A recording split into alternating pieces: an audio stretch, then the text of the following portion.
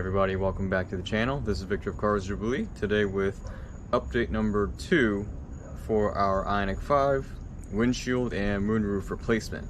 Now you might be wondering, why is there a Tesla Model Y behind me? Well, with all that's happened with our poor Ioniq 5, we just decided it might be better off just selling it, and in the meantime we've already gone ahead and bought its replacement. Nah, I'm just kidding. Our Ioniq 5 is here to stay, and the update is coming right up in a couple seconds. But if you want to find out why I've got a Tesla Model Y on my driveway, stick around. Alright, so here's the real update for the Ioniq 5. I'll start with State Farm, who is my insurance carrier. We had called State Farm and said, hey, this is what's happening. We've got the cracked windshield and the cracked moonroof. What do we do? And then they said, oh, we actually outsource all of our glass claims to a different vendor called Lynx. So I'm like, okay. So we call Lynx, and after multiple calls where they're trying to figure out what to do, who can do this repair, they eventually put us in contact with Safelite, and I'm actually on the phone with a real Safelite rep, and the Safelite rep says, yeah, we can handle your windshield and your moonroof replacement. And that's essentially where we left off in the first update video. Now, the following day though, right in the morning, I get a call bright and early from Safelite from one of the local offices, and the rep there says, yeah, we want to get you scheduled for your windshield replacement. And then I say, okay, well, what about my vision roof? And the rep says, oh, we don't touch that, because that requires touching the headliner, touching the visors, the interior trim, and we don't do that. And I said, well, I talked with the Safelite rep yesterday, and they said that you could. And he said, no, we don't. I don't know who you talked to, but you're misinformed. So at that point, I say, okay, well, you got to put the windshield replacement on hold. So then I get a hold of Lynx again, and I get a different rep this time, and that rep says, oh, I'm looking at your account, and whoever set this up for you made a big mistake. Anytime this involves a moonroof or a sunroof, we have to get this sent out to another company called Sunroof Express, and they will handle your claim. And I thought, okay, well, what about my windshield? Does that mean they handled that too? And she said, no, they only do your moonroof, so you would have to set up a different repair for your windshield.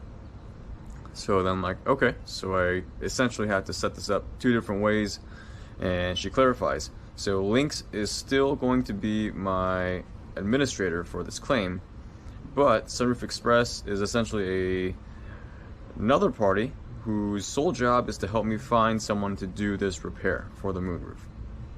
So they get my account information sent out to Sunroof Express, and essentially I'm told, well, they should be reaching out to you at some point. So I go back to Safelite and I say, alright, I gotta get this windshield claim set back up again. We gotta get this windshield replaced. So we get that set up, and they basically say, okay, we need about 3 to 5 days. Your windshield should be in transit shortly, and we'll give you a call as soon as it's in. So as far as the windshield goes, that's pretty good news. Now for the moonroof, well, I waited and I didn't hear anything, so I ended up trying to call Sunroof Express. Left a voicemail, didn't get a call back. So much later in the day, I decided to try again, and this time just continue to wait on hold, and eventually I get through to someone, and they say, okay, we got your information, and we're going to start looking for local shops near you. And then I don't hear back from them for the next day. The following morning, I get a call, and they say, okay, we've located a shop for you, and they tell me where it is, the location, and it's in a part of Philly where I just don't really want to go if I don't have to. So I say, okay, can we find a different shop? So they locate another one, this time in just outside of Philadelphia, and I say, alright, well, let's give that one a try. But then she tells me something weird. She says, well, we can't actually order the part for you until you pay your deductible, or you prove that you've paid your deductible for the windshield. So then I reach back out to Safelite, get an update from them, and they're like, yeah, we don't need anything from you until essentially you're here making the repair. So I call back to Sunroof Express, but this time I get someone else, and that person says, "Oh no, I don't know who you were talking to, but I think they made a mistake. Based on what I'm seeing here, you have a brand new car that's essentially new to this market, and I feel like it's going to be difficult to find that moonroof." And I said, "Yeah, that's what I thought." And she's basically saying, "Yeah, we're so early in the process that we should just be trying to find it for you. We shouldn't even be worrying about a deductible at this point." So she basically reverses course on what everyone else has been saying and says, "We've got you set up with this shop. I'm going to try to pull the part number, the price, and the actual work estimate from the shop. That way I can compile everything, and then we can go from there." So she pulls the part number. I'm going to try to list it somewhere down here. And then she also gives me the price, which I believe she said was about $1,500 for the moonroof. And I was like, "Oh, that's not bad. I thought it would be more." So we'll have to see how much the labor is. But at this moment, she's still trying to actually source the moonroof. And she told me, "Yeah, you know, we've never had to make this repair in our system. I don't see anything like this yet." And I said, "Yeah, this car has only been out in the US for, you know, less than a year. It's pretty new. I haven't heard of anyone else having to do this repair, so honestly, I don't know what to expect." And she said, "Yeah, it could be a while, but hey, we'll try and I'll let you know." So that's basically where we stand right now with our Ioniq 5. But like I mentioned, we have a Model Y on the driveway, and let's get to why. The cracked windshield on our Ioniq 5 is technically a safety hazard, and it should not be driven. So that means through State Farm, I am technically eligible for a rental car. Now, our State Farm coverage means we have a 80-20 split.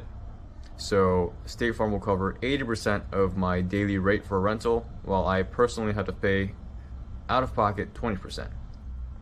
Our coverage also has a $1,000 occurrence maximum, so State Farm will pay up to $1,000 per occurrence for rental cars.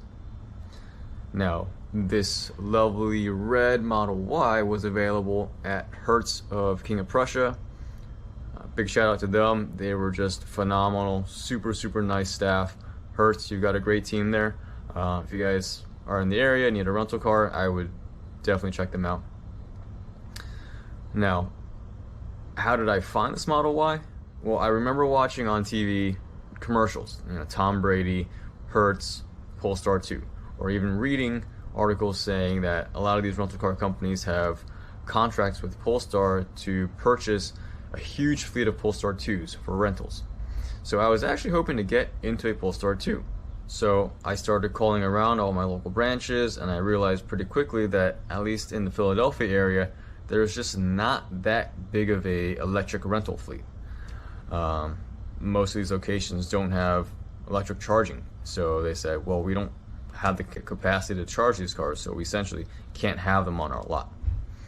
So then I thought, well, maybe the bigger branches might. So I called the train station branches, the airport branch, and they said, "Oh yeah, we have electric cars, but we don't do these rentals for insurance claims."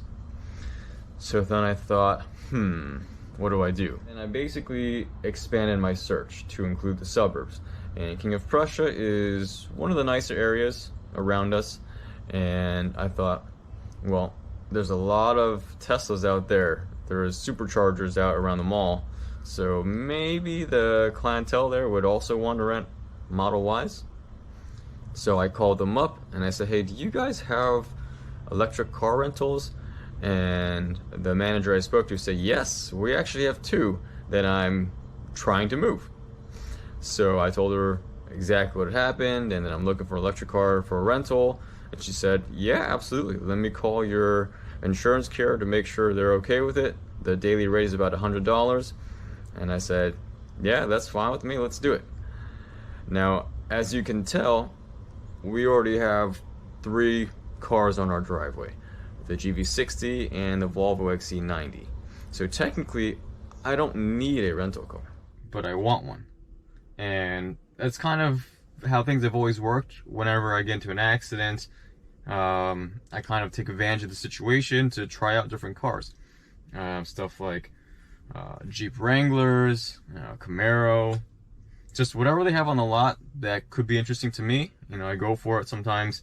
if I have to be in a rental car for a week or two, then I'll purposely call them up all the time and say, hey, what else came in, and I'll switch out the car. But really, it's just a chance for me to try out different things, and essentially for 20 bucks a day, I get to try out the Tesla Model Y, which I've been wanting to try and just haven't had the opportunity to. So yeah, honestly, I'm really excited to be in here. Really excited to just film a bunch of content for you guys. You know, the interesting thing here is that the Model Y competes directly with my Ioniq 5 and my GV60. So a lot of you guys out there trying to decide, do you want to make that jump over, or do you want to stay in a Tesla? You know, I'm hoping that the content that I will be creating will be perfect for you guys.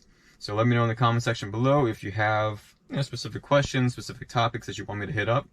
Otherwise, I do have some stuff planned already, and yeah, looking forward to sharing it with all of you guys. Anyways, thanks for watching. See you guys in the next one.